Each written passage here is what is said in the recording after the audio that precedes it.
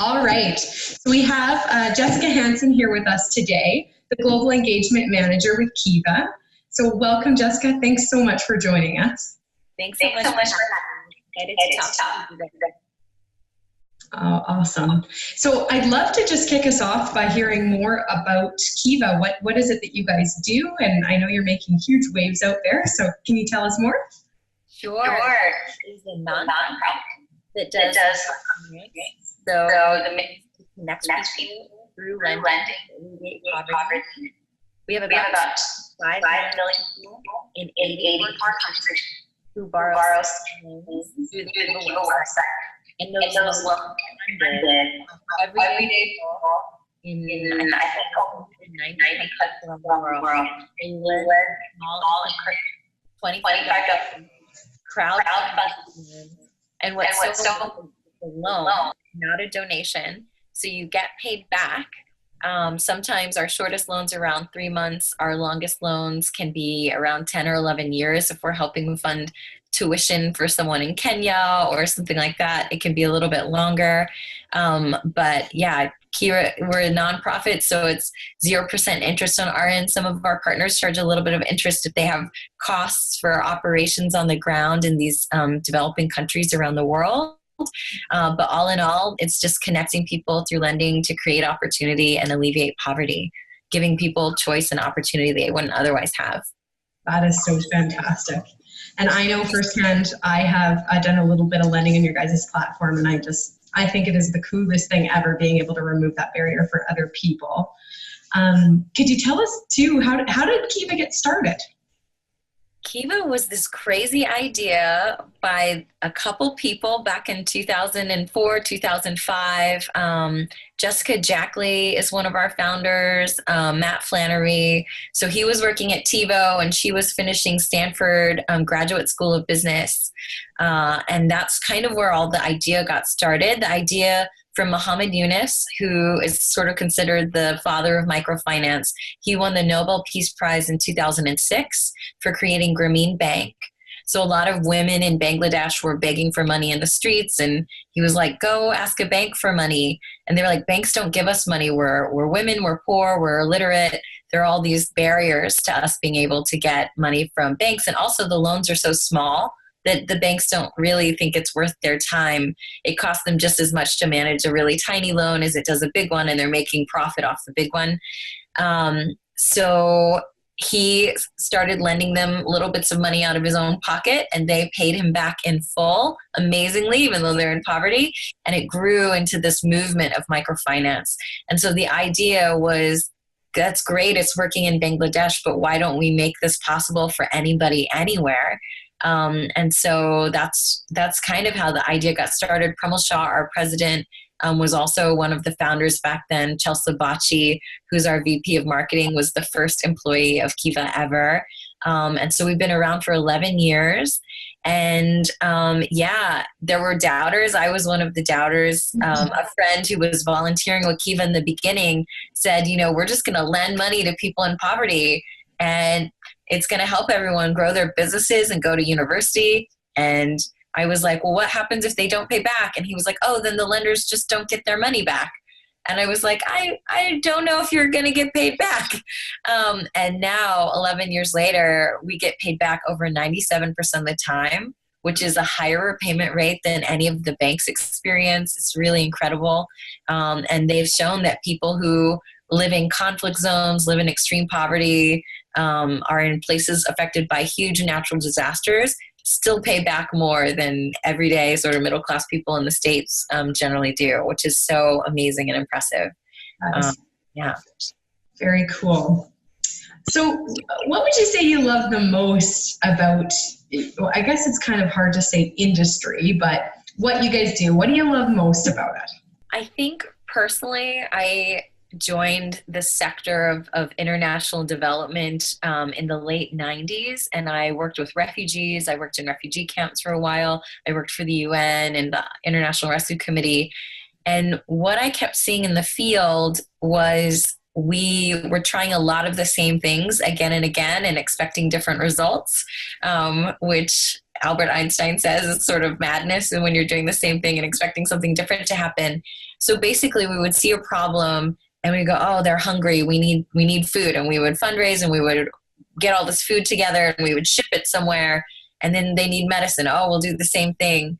And there were no sustainable, durable solutions to people in poverty. There were just handouts that weren't really helping people and weren't allowing them to also be agents of their own change, and take ownership over pulling themselves out of poverty. And really what people often need is just the access to the same things that all the rest of us have access to, but people doubt them because maybe they are living in poverty or they're living in a conflict zone. And so what I love the most about what I'm seeing in the industry and the sector now is there is so much innovation.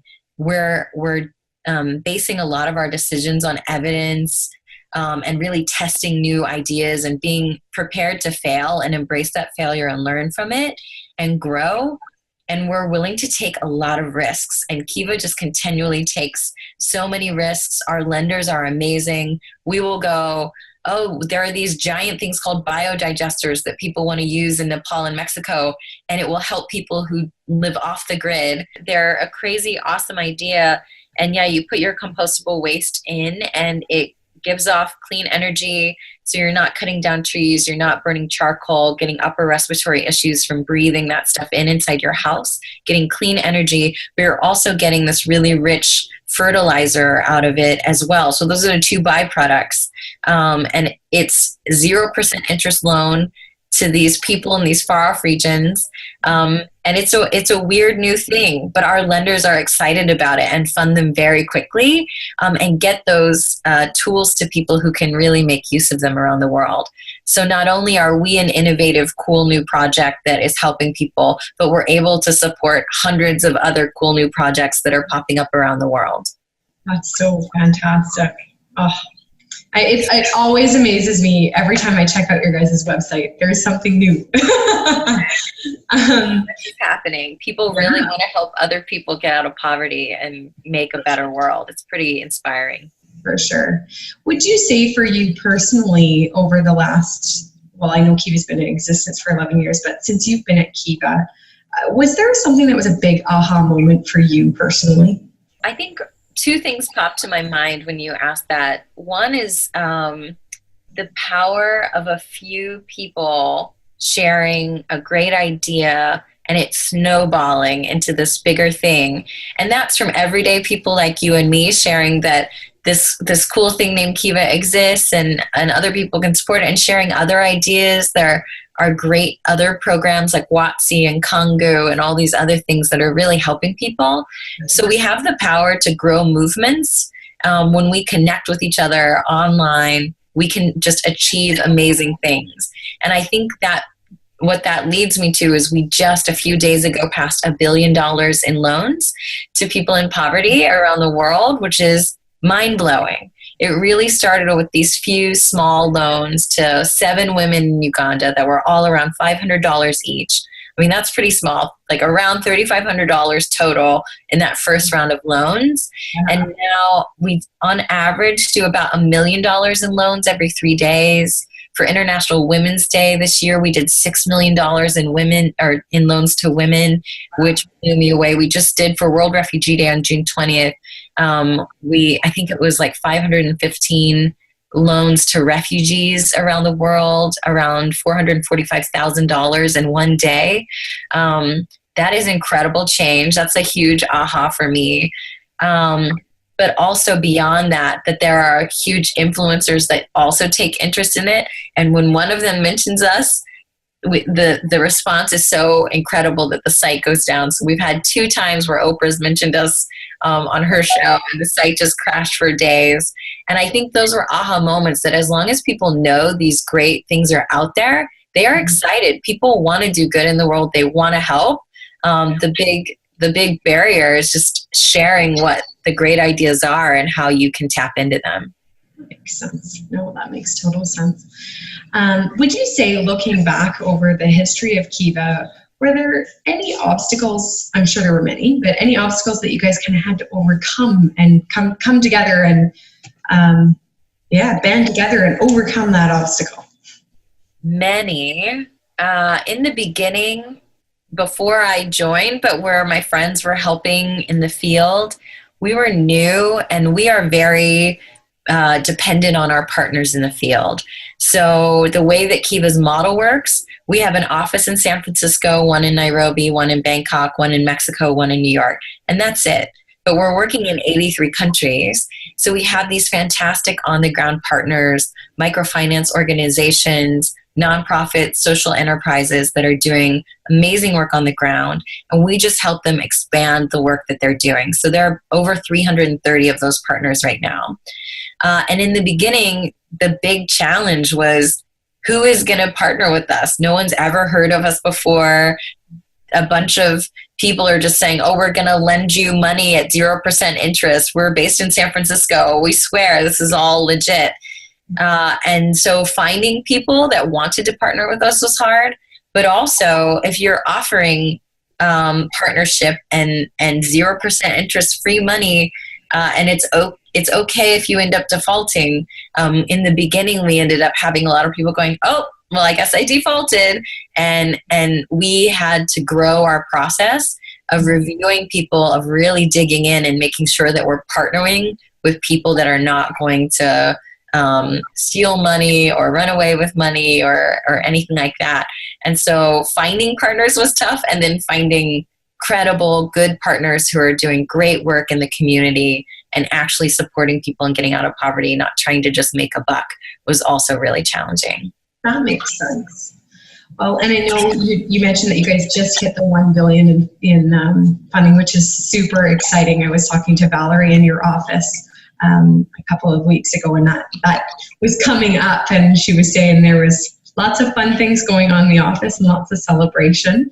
But outside of that, was there a really proud moment that you yourself could go, that was my proudest moment while at Kiva?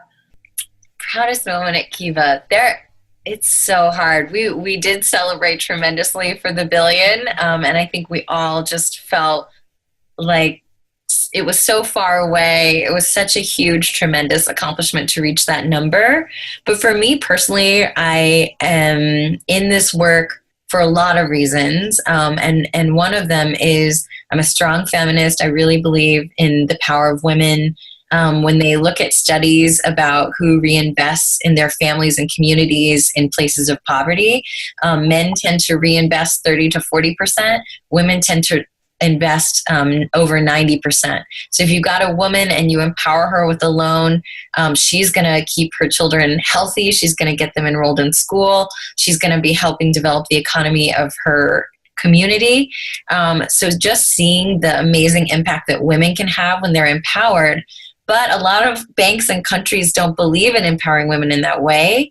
So for me, I'm so proud of Kiva. I think it's like 83% of our loans go to women. And I mentioned that International Women's Day accomplishment. International Women's Day is on my birthday. I have a lot of pride in it. I feel like it's the universe's gift to me when great things happen for women on that day. And so when we were aiming, I remember when we were setting the goal, we're like, should we set it around 1.5 million? That would be a lot for a small campaign to women. When we're doing 1 million every 3 days, saying we're going to try to hit 1.5 would be a lot. And we set this really high goal, 3 million. And we're like, even if we don't hit it, we're going to aim high. We're going to aim for the sky. And then when we came in at 5.9 something million, so we just round to 6, I felt so much pride in our community, in our organization, in the world, and really rallying around women this year and bringing that to the forefront of people's minds of what they can accomplish when they're empowered to do so all around the world. So that was probably the biggest moment for me. That's really, really awesome. And I share with you a commonality in the support for women and women in business, and that's fantastic. I didn't know that it fell on your birthday, so very cool, very cool. If you were to look back over your own career and of course Kiva's journey, is there anything that you guys go, man, I wish I may have done that a little bit differently? For my own career, it's easier to say. It took me a really long time to learn to be more open and innovative. I think I grew up in small town Oklahoma, and I thought the way we solve problems is that we throw money at them and we just kind of stick a Band-Aid on. And it took a long time for me to let go of these very traditional ways that weren't having long-term impact, and really think deeply about the systems that are in place that keep people in poverty and in power, and how to try to affect really long-term change in that. And so I spent a lot of time doing things the old way. And I wish I had, there are so many young social entrepreneurs now and amazing innovative thinkers. And I wish that I had been around people who were telling me it's okay to think outside the box, to do things new and different, and really disrupt things and shake things up. For Kiva, long-term, things that the finding good partners was a huge learning for us. There's been controversy in the world about microfinance, and there are some organizations and individuals that use it in a way that they are disempowering people and keeping them over indebted and in poverty. And I think we're coming from it from this place where we're trying to help people. We never charge interest. Kiva itself is 0%, even like I said, if some of our partners charge some. But even if they do, they're lower than what the normal rate is in the country that they're operating in, and they're using it for sustainability. And I think for Kiva, we didn't really realize that people were using microfinance in a terrible way until it all sort of came out in the news and we got bundled together. And so really differentiating ourselves from that and showing that we're a nonprofit and we're legitimately not profiting off of anything. We're not legally allowed to, and we're really just trying to help people get the access to the resources they need to change their lives. So getting ahead of that and really showing that it's a different model and a good, solid, transparent model probably would have been good. But I think we've weathered that storm and come out just fine on the other side. Totally. Makes sense. So I'd love to hear a little bit about where you see things going for Kiva in the future. The nice thing is you can't really predict it because so many innovative things happen. But what I love seeing is as Kiva started, it was the very traditional loans like the ones you might have seen in Bangladesh. Maybe a woman needs a loan for a sewing machine, or a farmer needs a loan for seeds and fertilizer. Very traditional, very small microfinance loans. So I think what I'm seeing now in these new directions that we're taking are, one is that we're supporting more small growth businesses and small to medium enterprises. One of our largest loans happened, I think last year, maybe the year before, in Haiti.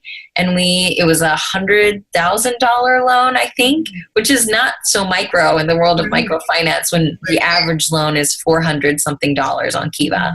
But it was a group that was empowering a lot of women post-earthquake in Haiti to develop the economy and become financially empowered.